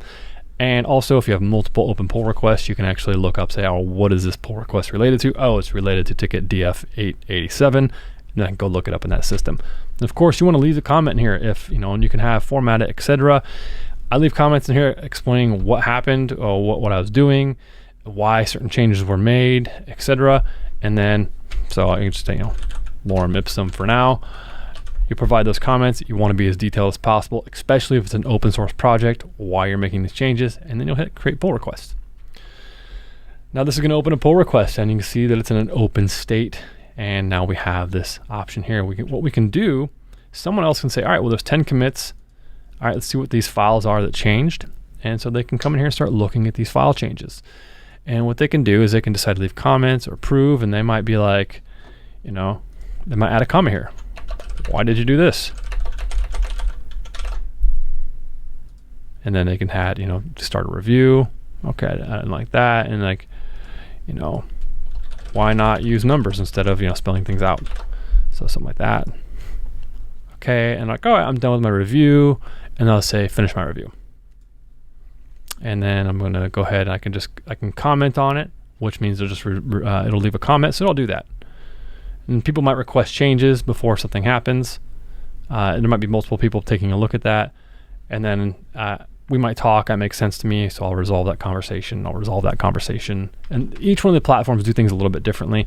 And then once it's done, depends upon how your team is doing things. You might be responsible for merging your pull requests, or your team members might merge your pull requests. This depends on the team culture and how things are implemented.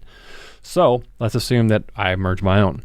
And what will happen when I merge this pull request is it will merge the changes from branch 1 into master. It'll do that up on GitHub. So let's do that. Merge pull request. I can then change the commit message, anything like that, what email it's associated with, which is mine. I'm going to merge it in, and it says it was correctly merged in there.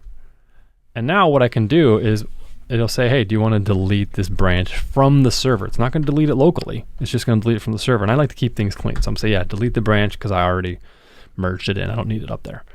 So if I go back to Git course here, we don't have any more pull requests, and we can see here that the git ignore there is now, which was from branch 1. We can come inside of here and we can go look at our commits. So if we take a look at our master branch, etc., we can look at all the commits inside of here, and we can see that a merge commit was created saying, hey, the pull request pull request number 1 was merged in, and we can then go take a look at that to see if we wanted to re-review the changes that were done in that pull request. We could see that here, any of the comments and history, etc. Now the big question is, okay, I'm back in my source folder here, which is where we've been doing all of our work here. I'm in branch 1, but I know that maybe I'm done with this. I already pushed it up there, so I say git checkout master, and I want to get the latest updates that's on the master branch. And so I already do git diff in order to do master origin master. Well, what would happen here? There's no changes. Git says there's no change. Why is there no changes? Because remember, we haven't told Git to go up to the origin to check for any changes. 2 ways to do it: fetch or pull. If we do a fetch, it's not going to pull all the files down. So I say git fetch origin master. It's going to pull down all the metadata associated with it. So now I can run that same command, and it's going to tell me, if I do git diff master .origin master, say, hey, here's all the changes that happened up there. So I can actually check it. But I don't have those changes locally. Remember, I don't have the git ignore here yet. It's not there. But it is part of the changes that are coming down, as we can see right here, that there's a git ignore file. So I'll clear this out, and I say git pull origin master. Now that's actually going to pull down all those files, like say ls-al. We can see our git ignore. We can see all of our stuff up there. Now, if you remember from before, when I tried to delete branch 1, there was changes in branch 1, and Git said, sorry, you can't do that unless you use the capital D switch. But now, if I do git branch, remember I pulled all the changes down. Why is branch 1 and branch 2 still there? It's because I never deleted branch 1. I had that merge conflict thing we did, but I never cleaned up after myself, so I actually need to delete that. So I'm going to say git branch, delete branch 2. Since that was merged in already, that will allow me to be deleted. But before, I couldn't delete branch 1 because it had never been merged in. Remember, it complained it wouldn't let me do it unless I gave it the capital D switch. But now, since we actually merged all those changes up on the server and then brought them locally, Git will basically looks at branch 1, looks at the hashes, and then looks at master and says, hey, are all the hashes and all those changes inside of branch 1, are they all inside of master? If so, cool, delete it. We don't need it anymore. We're not going to delete any work. If there's differences in branch 1 versus master, Git will interrupt and say, hey, hold on, don't delete this one. Let them know that if they want to delete it, they need the capital D switch. So I'm going to say branch 1 here to delete it, because we should be able to delete it. And there we go. It's now been deleted. So if I do git branch, I now have my master branch. And now from here, I can start my next feature. If I'm going to be working on a feature, I'm going to do git checkout. I'm going to say B for a new branch, And then perhaps it's a feature, and I'm going to add a login functionality. Feature df998, and say adding login feature. Now, again, I can do my work here, echo file, and I might just do login.txt, git add. There's our add. I'm saying git commit, and we can just assume I did a bunch of login work. Login feature. Cool. Now I can say git push origin, and it's going to look at my current branch when I just do this. Forgot to do the A, the git push origin, not the A. Git push origin, and I can just say that. It'll look at the current branch and push it up there. Now, one thing you can do here is, depends on your shell integration, I can just hold down the command button here and click this. It'll open up a brand new window. It'll automatically set up the pull request for me. This is the fast way to do it. I could have just copy and pasted this link too, just like this. I can then put in some content here. Hello there. Create my pull request. I can come in here and merge it. There, it's been merged. And just to walk through this one more time, we're going to go to git checkout master. This time I'm going to do git pull origin. It's going to pull down the changes. Login txt was came in. I'm going to say git branch. Which branches do we have left? And I forgot actually to come here and delete this branch on the server. I'm going to do that before I forget. But still, I still have the branch locally, so I'm going to say git branch delete feature df998. Now the cool thing is I can say git log. And now I'm starting to get some history around Git of what's happening. And because I'm using metadata inside of my branch names, good comments, I can now start to see a picture of what's happening inside my code base. And this is really cool because I can see that this is the latest commit. The merge request number 2 was merged in. And then I added the login feature, which came from this branch right here. So I know that the work was done on that branch. I can see that a bunch of changes were done from this origin branch 1. And the thing is the git log is useful, but it's not that useful as you start growing and having more and more commits. It can be kind of cumbersome. This is one of the reasons why I like to use the git lg alias that I've built. And so git lg looks like this. Now it looks vastly different. Before, we only had 4 or 5 of these last time we saw this. This is 2 hours ago. Adding another file, semicolons. Now we're starting to see these weird lines here. What are these? This is to start showing where the code started making branches. And so as we can see here, we made maybe a branch here, then we merged a master into branch. So we took master and see this line right here. It's saying, hey, we merged it back. We merged master and back into branch 1. Branch 1 was still going. Branch 1 branched off into branch 2, which is what happened here, which is now we have 3 branches. We did some work. We ran into a merge conflict. We merged branch 2 back into branch 1, did a little bit more work, and then we merged branch 1 back in. We branched off of there to add the login feature, merge that back into master. And as we start seeing, we can branch all over the place, and eventually it always goes back to master. And with the git lg command, I can actually see this end line here, and it gives me a lot of information in a very compact manner. And if for whatever reason I really want to know the details about perhaps this commit right here, I can just highlight that hash. I can just type git show the actual hash, and git show will show me what happened inside of that hash. It'll show me the files that have changed, anything of that nature, so I can dive down deep into those. So this is one reason why I love the lg command. And to really see what the lg command is, I'm going to show you here as my git conf. This is an alias I built up that just opens my git configuration and opens it up in my default editor. And this is my git configuration. And inside of here, you can see all of the different ones I use. I don't use all of these because I forget most of them, but I do use a number of them. And the lg one is right here. So it still uses git log. It says to use a graph. It says it's a pretty format. So it depends upon what happened. If it's in a reset, or if it's green, or something's in a certain state, the actual values will change, which is why we see git lg. We see things in red. We see different lines. We abbreviate the commit so it's short, and the date is relative. 21 minutes ago, 41 minutes ago, 2 hours ago, 5 minutes ago, all that's relative. There's numerous different ones in here. So for example, I have one called PO, which is push origin.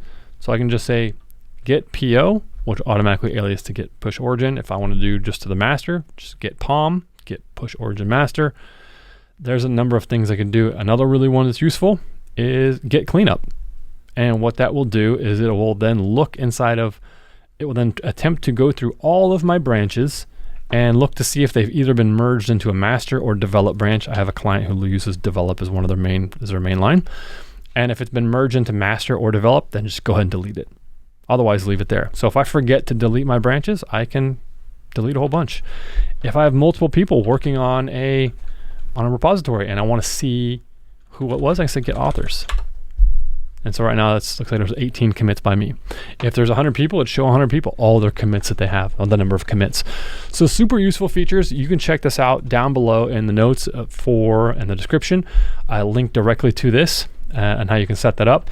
This also includes the merge tool, which is down here towards the bottom with the merge setting where I'm using the diff tool merge. And you can basically just, as soon as you install diff merge, you can copy this stuff over and the merge tool should work, and so forth. And so I also use diff merge for the actual tool itself. So if I use get diff tool instead of get tool, diff tool will actually prompt open diff merge so I could take a look at it. And there's a bunch of other different kind of stuff in here that you can take a look at as well and play with and interact with. One of the commands that's pretty useful is called get clean. And so let's talk about that for a second.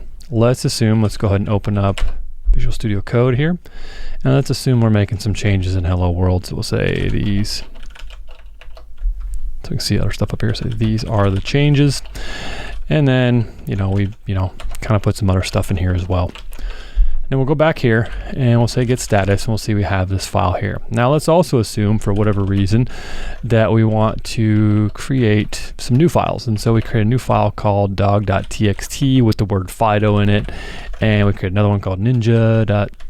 And that one's for cat.txt, so it has that in it.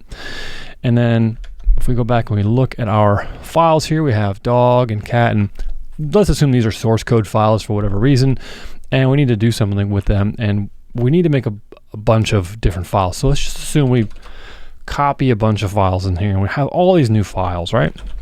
And so when we type get status, we have a bunch of things going on here. We have one file that's tracked, that's hello world, and it states that there's a modified file.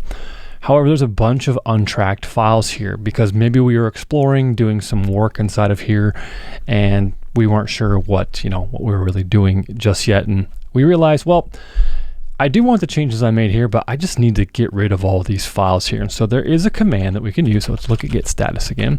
There's a command we can use called get clean -f, and that will remove all of the untracked files. Now there's also an option that I recommend you use the first time.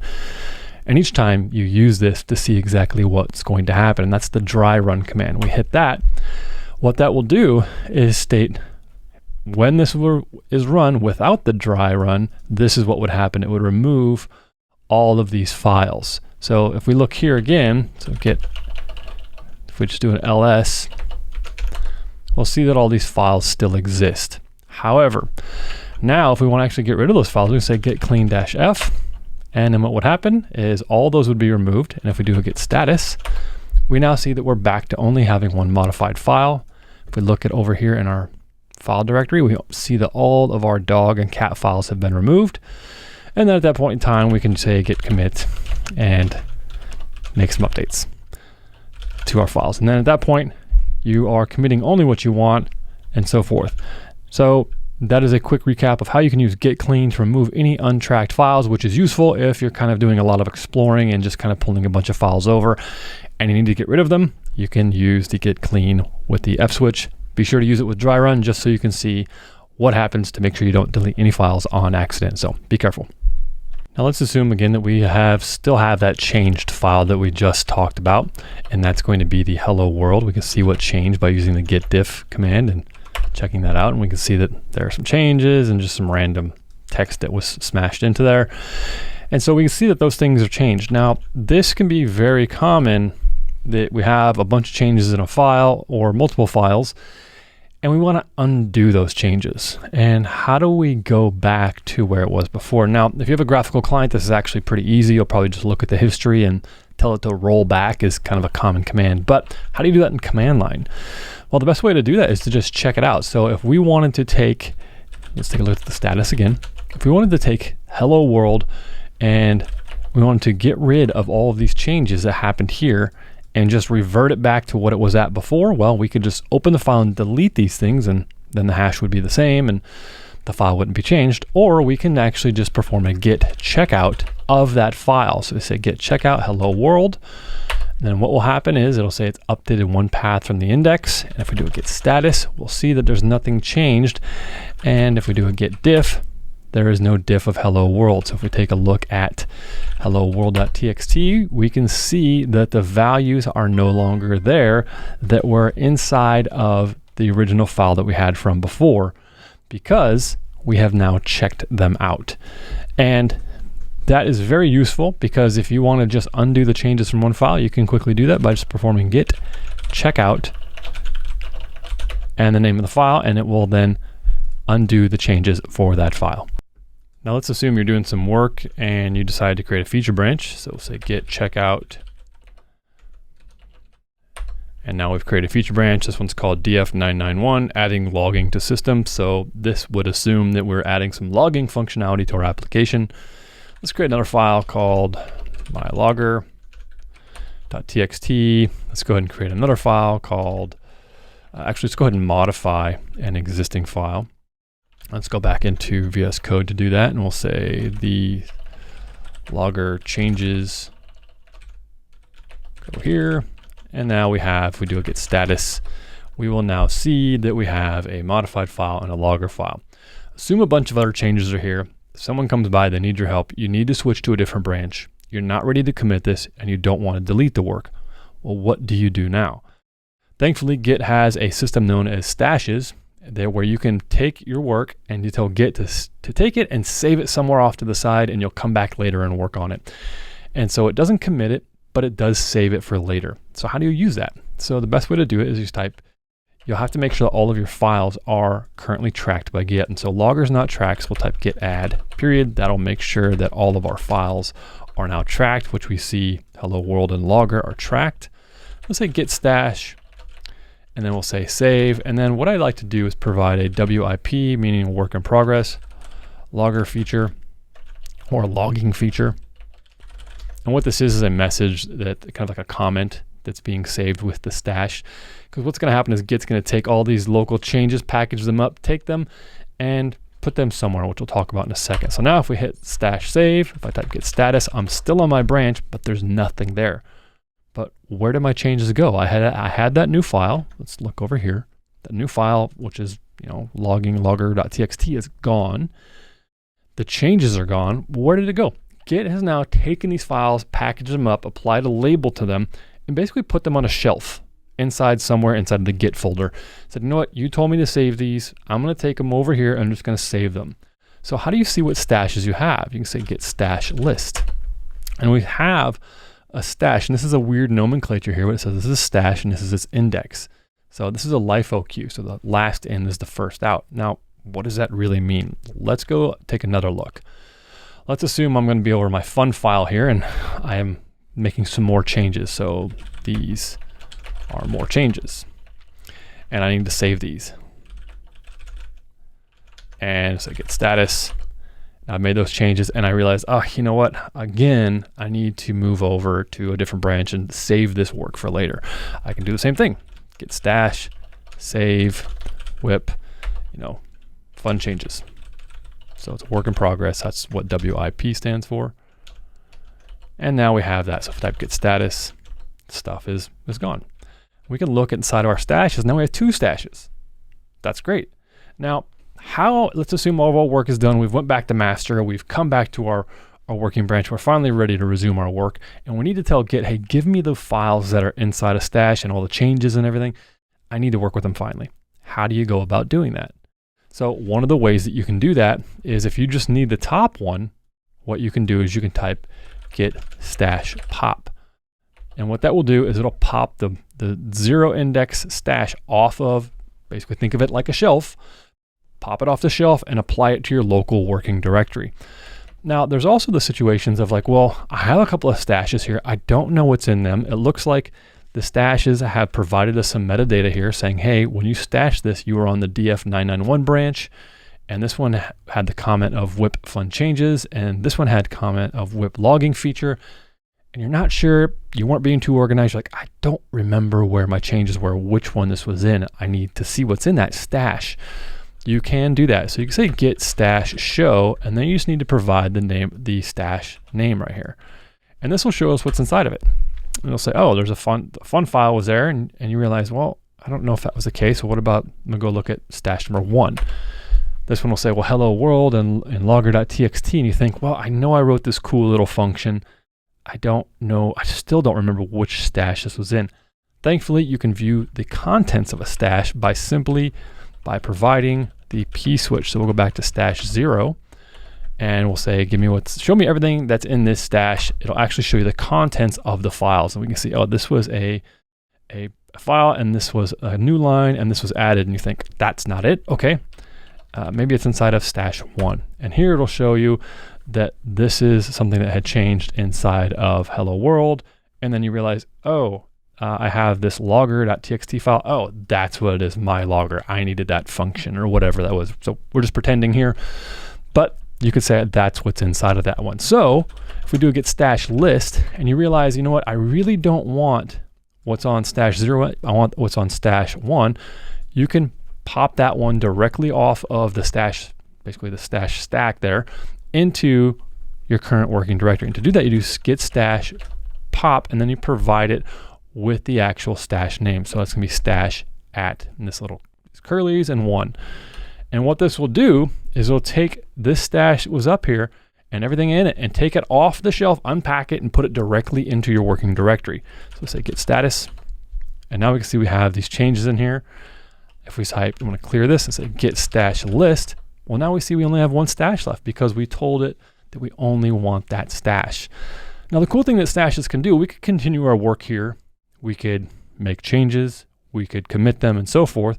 But let's assume that for whatever reason, I also want to apply the changes that were inside of stash 0 on top of these changes as well. I can do that. And so I can say git stash. And let's say we already know, look, there's only 1 stash in there. I don't need to provide the name. There's actually just a shortcut. I can say git stash pop. And what that will do is pop the stash index 0 off of the list, off of the stack of stashes inside of git. And so if you have 10 of them in there and you type git stash pop, it will only pop off stash at 0. And then the next one, they'll all move up to 1 number. Then you'll have 0, 1, 2, 3, 4, 5, 6, 7, 8. So if I type that, well, now it just popped off stash 0. So if I git stash list, there's no more stashes in there, it's empty. But now I have my files here. I have fun file and hello world. Let's go look at VS Code. Well, there's more changes. There's our logger.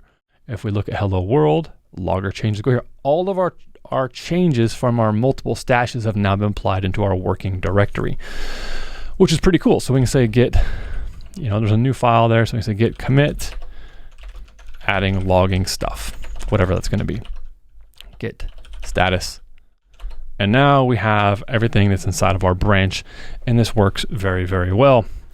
Now let's just also assume for whatever reason, so that's the way that you can work with stashes to save files for later. It's very useful when you don't want to commit and you don't want to delete your files, but you need to save them somewhere in Git. So Git has the concept of stashes, and you can use them all over in any branch, and it will tell you what branch you are on when you did that. And if we look up here, we can see stash 0 was on this branch here, which was on the DF991 branch. All right, now let's take this a little bit of a step further. Let's assume that we need to create another file. And let's say we're saying we want to create some stuff around Pikachu and Pokemon and stuff like that. So we're going to say Pikachu, and we'll do Pokemon.txt. And so we're keeping track of our Pokemon inside of a Pokemon file. And so we'll say git status, and then we have our Pokemon file. We're going to add that, and we've done everything we need to do, so we can commit it. And adding Pokemon stuff. And again, we're still adding logging, but for whatever reason, we needed to add the Pokemon stuff because we have a Pokemon logger. I don't know, just some crazy requirement. And if we take a git out of our git log, we're going to see we have a couple things here. We've added our logging stuff. We have now added the Pokemon stuff. And then from here, we realize, you know what? Totally forgot. I need to go over and back into master and do some changes over there. So I'm going to git checkout master. Remember, we're not going to have all those changes here. We don't have the logger, the Pokemon stuff or anything. So, but again, maybe I need to do some work over here and then I'll go back to my logging branch. So I'll say git checkout. I'm gonna create another branch, do some work here, and this one's gonna be feature df. Maybe this is feature 992.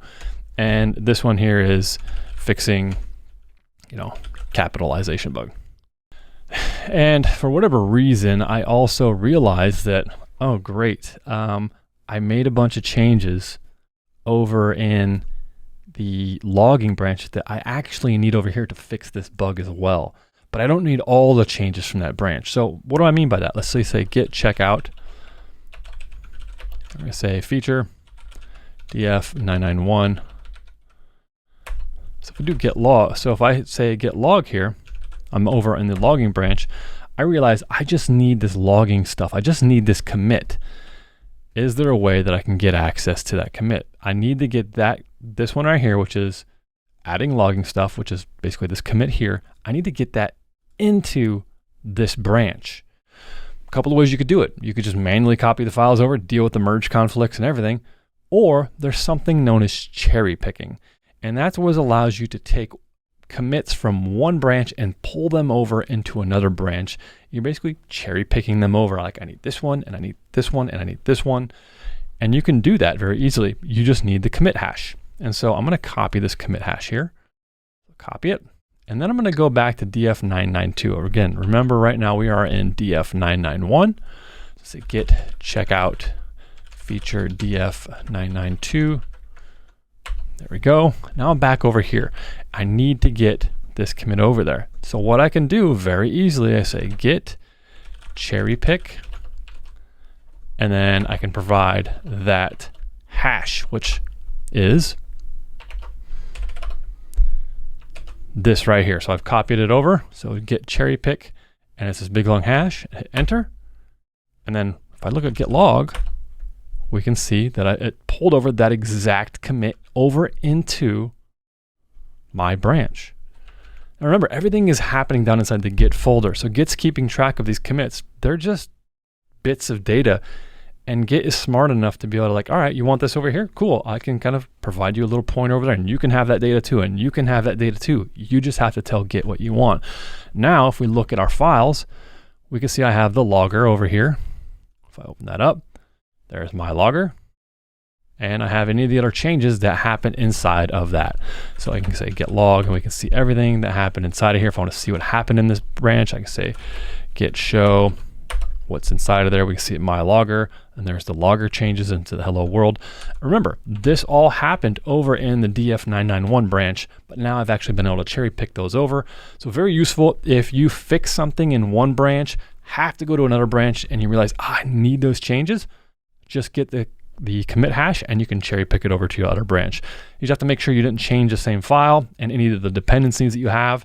If you're writing code, make sure those dependencies move over too, because you could have stuff that's broken. But that's how you can pull commits from one side, from one branch into another branch very easily. Now, if you have any questions or anything like that, and if there's anything I can do to help you, please go ahead and hop into the comments below. Thanks for watching this video. I hope it was really helpful. This type of stuff wasn't around when I was there. I hope this gives you all of the commands that you need to execute on a day-to-day basis, and I'll catch you soon.